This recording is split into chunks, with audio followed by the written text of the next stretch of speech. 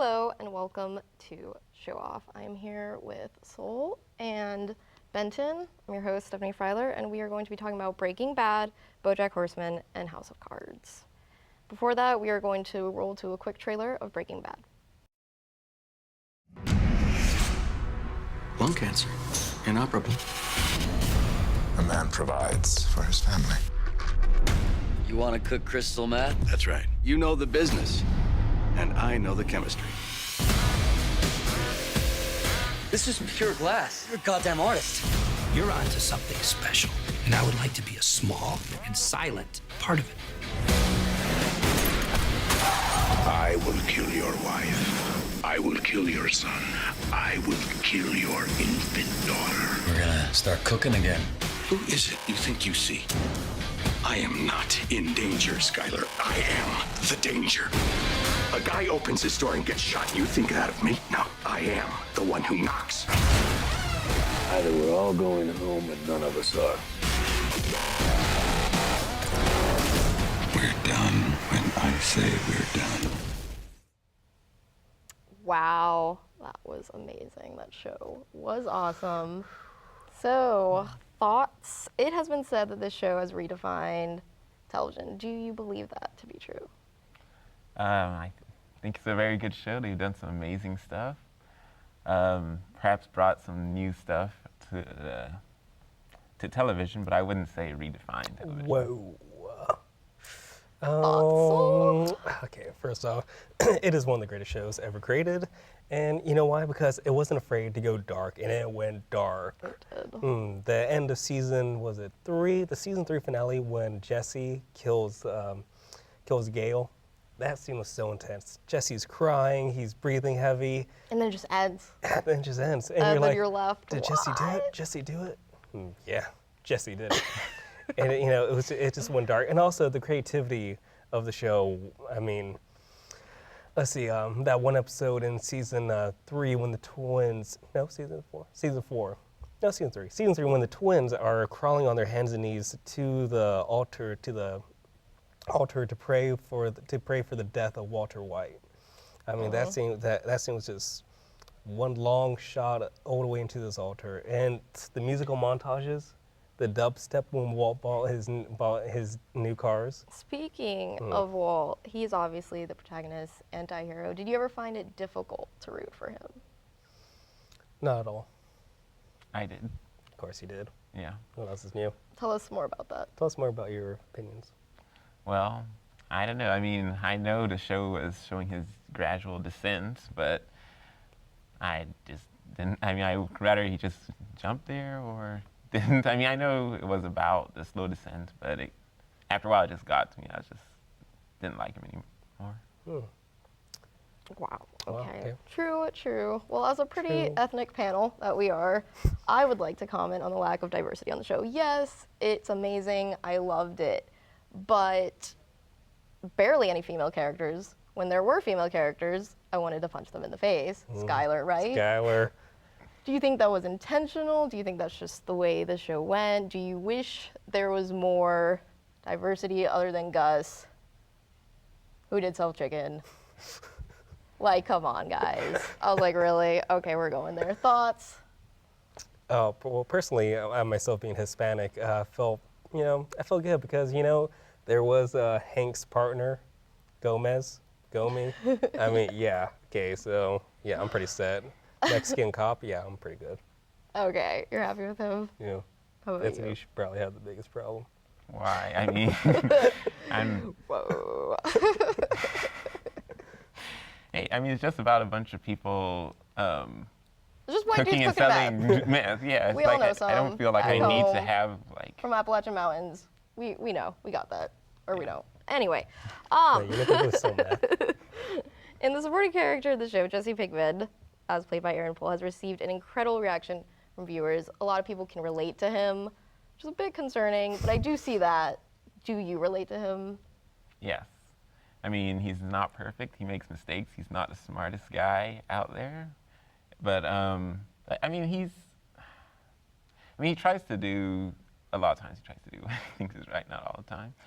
But, I don't know, I just feel like when you compare him to Walt, I'll take him over Walt. Exactly. What was your first impression of him? You're probably like, this loser. Like, I know, he was painted as that, and by the end of it, he was the most righteous soul on there. Yeah, pretty depressing, you know, that he started off cooking meth and then he became the moral compass of everything. It's super depressing. I mean, again, Jesse was a moral compass in a sense of the show. I mean, Walt, you know, once he got into it, he started killing people with no problem left and right. But Jesse, he felt bad every time. He would cry, he would loathe about it, feel sad. Entire season after he killed So Gale. many things happened in front of him, too. Like, that's enough PTSD to last, like, 5 lifetimes. And then the bags of money, like, that's so surreal. Yeah, he's going to be in therapy for the rest of his life. Yeah, he's not doing Speaking of the surrealness, it was bizarre, but do you think it was still grounded in reality? Do you think all those things could have happened? I mean, yeah, why not? I mean, you know, drug dealers sell drugs, you know, people, you know, die, gang wars break out. I do think it's totally possible, you know, in that short amount of time period. I don't know, maybe. Maybe. I mean, I feel like several times someone would have taken out Walt, especially in the first couple seasons when he had some idea, but I mean, there's a dead body. He's like, let's throw some chemical. I mean, he knew like the science behind what he needed to do, but he really didn't know what he was doing. And I feel like if anyone else was really thinking about it, they should have been able to track him down earlier. To switch tones, we're going to be talking about Bojack Horseman. Bojack. Yes, and let's roll the trailer for that. Bojack Horseman, the star of the situation comedy Horsin' Around, is our guest tonight. What have you been doing since the show's cancellation 18 years ago? Shit, Charlie. Is it okay to say shit? Please don't. Okay, sorry. I'm just pretty f***ed up right now. Is it just me, or am I nailing this interview? Are you drunk? I weigh 1,200 pounds. It takes a lot to get me drunk. Yes.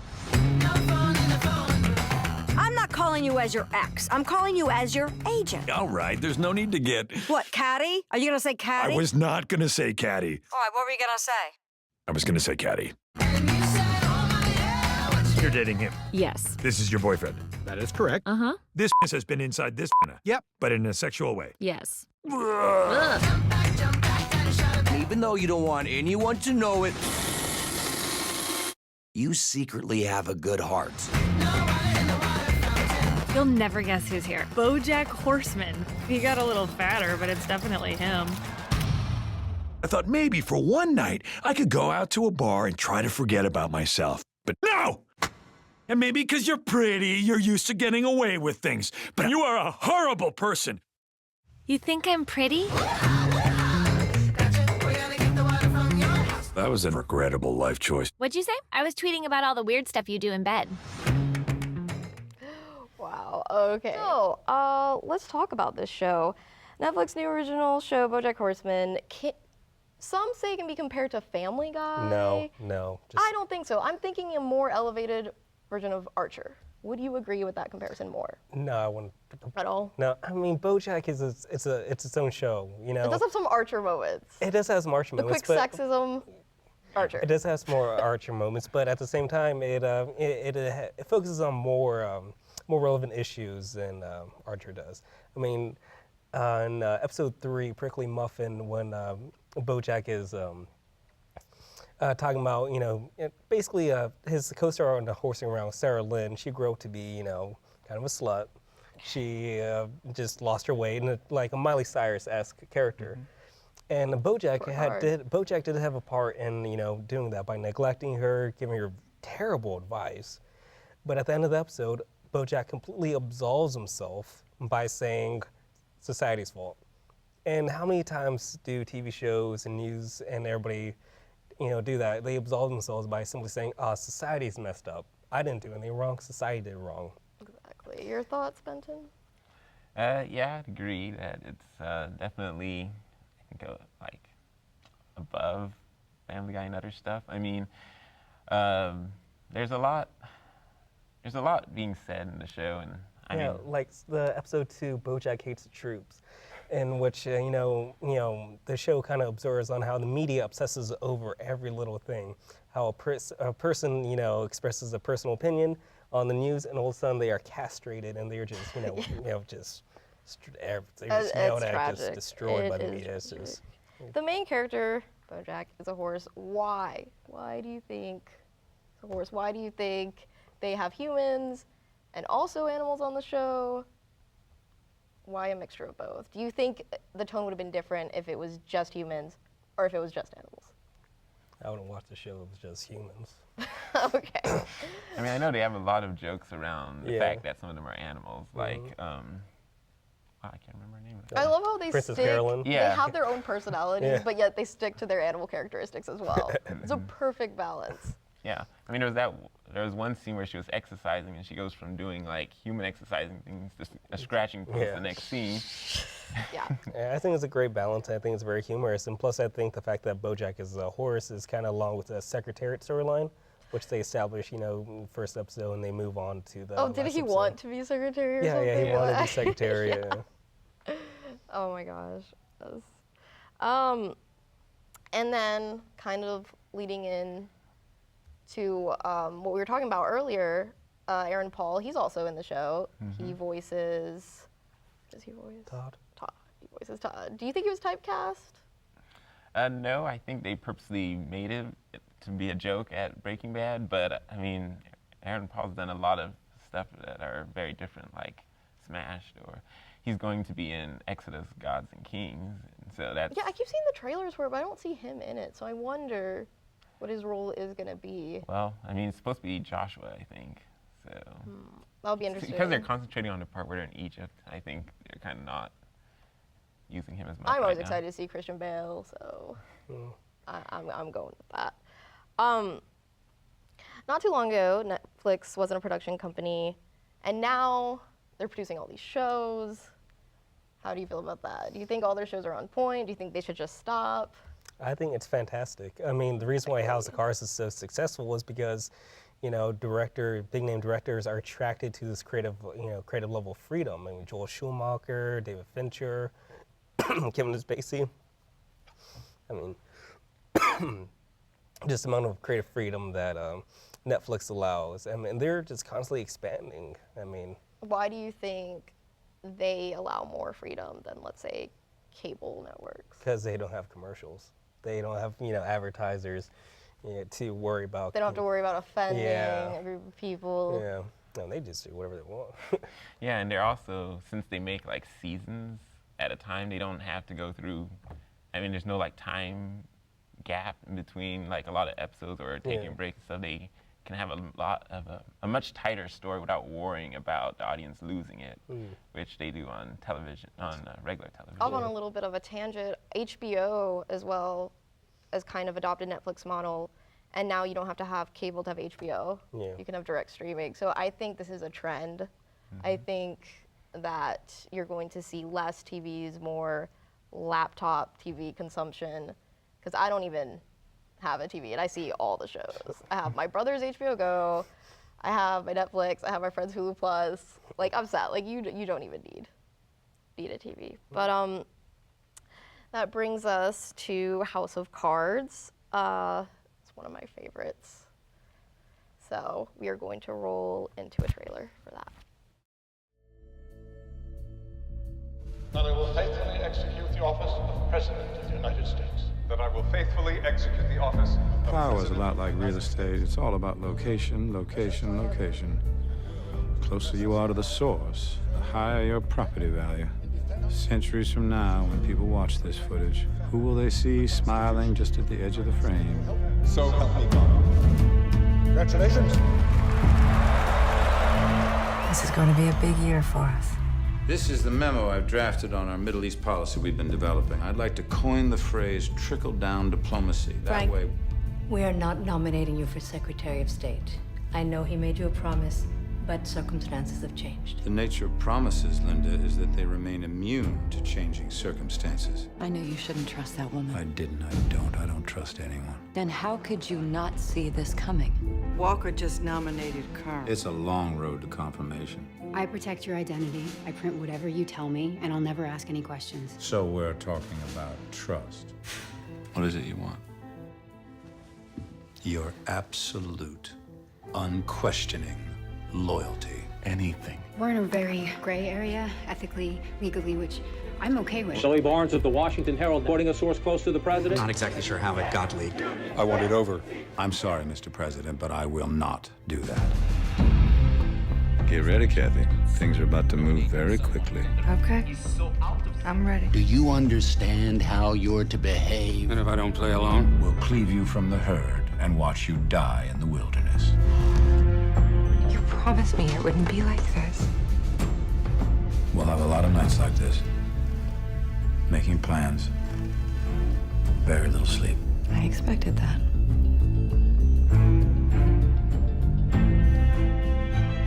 Take a step back. Look at the bigger picture. That's how you devour a whale. One bite at a time. Give and take. Welcome to Washington.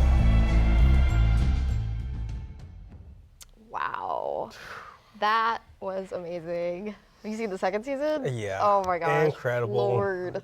The first episode of second season is like mind blown. Good God. Yep. And Benton, have you seen the second season? Not all of it. That's Have you seen the first season? Yes. Okay, guys. We can at least talk about that. Okay, we were talking about this earlier. Another Netflix original show. This is fairly unique, but then again, I think you can draw a comparison to Walter White as well. I mean, they're both anti-heroes. They both, although I think Frank has always been this like psychopath. I don't think he had much, personal evolution. I think he took the killing pretty easily. Yeah. I mean, he killed Russo. Didn't even break a sweat. And I mean that dog. Like, why I know, that dog? that was shocking. Why you gotta kill Airbud? Like, that's what I'm saying. Why? Why? I don't know. I was horrified, and then I couldn't stop watching. It was just brilliant, just watching this cold, calculating man, trying to take the presidency by any means necessary. Exactly. Your thoughts, Benton? Yeah, I mean, that opening scene right there, they were not, like in Breaking Bad, you get introduced to him, you kind of move through. Here, right off the bat, they want you to know this guy is willing to do whatever whatever he wants to do to get where he wants to go, so, yeah. Okay. The amount of quotable material in this show is really incredible, but do you think the success of the show depends on that fact? I know a lot of people like to quote his monologues, but I think there's more to the show than that. I think the writing is excellent, like it is with most Netflix shows, like we discussed earlier. Like, what's your view on that? I don't know. I mean, the show is definitely quotable, but what also is great about the show is that it's at times relatable. I mean, second season, it focuses on the, how divided Congress is, how, in the, real life, we had a government shutdown. In the show, Frank was able to prevent it. I mean, so there's a lot of relevance to the storylines. Even the character of Raymond Tusk, you can definitely see the real life Koch brothers, into that. And, they, Tusk funds certain don't candidates. Say that at the school. Tusk, funds certain, candidates to stack Congress, and the Koch brothers, and then do the same thing in real life. They fund certain candidates to trying to stack Congress. Would you have liked to see more political issues brought up? I feel like you talked about education a lot. I feel like that was the main deal. Would you have liked to see something else brought up? Well, there's got to be a balance, between the Frank storyline and the actual political issues. And I think they did a great job of establishing that. I personally would have loved to see immigration brought up. I would like to see Frank's view on that.